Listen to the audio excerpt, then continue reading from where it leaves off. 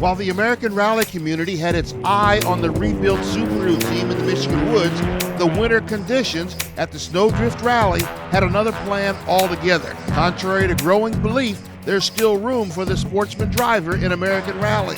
In fact, one of the fastest, Travis Hansen of New Hampshire, won the Snowdrift Rally outright in a super production car. That's history on two fronts. Hansen and his father Terry earned their first overall victory, and they'll forever be known as the first to put a production car on the top spot of the podium at Snowdrift, the first round of the 2011 Rally America Stage Rally season.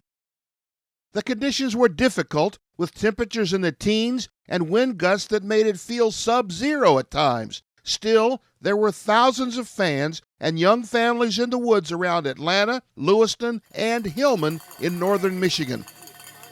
Some drove as much as 5 hours to see the action, and they weren't disappointed. They expected to see 2010 Rally America champion Antoine Lestage of Canada in a Mitsubishi Evo do battle with Subaru newcomer David Higgins of Wales for the win. But both were gone before day one ended, leaving Hansen and his super production Subaru WRX STI to assume the lead and the win. It wasn't easy, though. The conditions were treacherous. Ice and billowing snow covering the ice made it difficult for all the teams in the event, especially for X Games legend Dave Mirra of North Carolina and his new British co-driver Marshall Clark. They battled the conditions and a flat to claw their way back from fifth on day two to wind up second on the podium behind Hansen. It was Mirra's best finish as he starts year 4 of his rally career. Third was Joseph Burke of Georgia.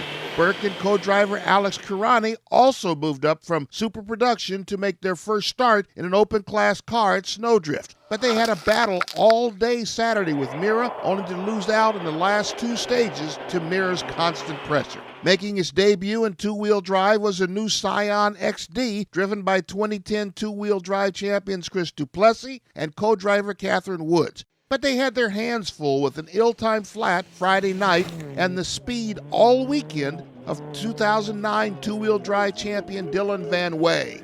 Co-driver Jake Blattner and Van Way had the field covered in their new Ford Fiesta. This competition promises to be excellent all season. In fact, this entire season will see new faces in new places in the final standings.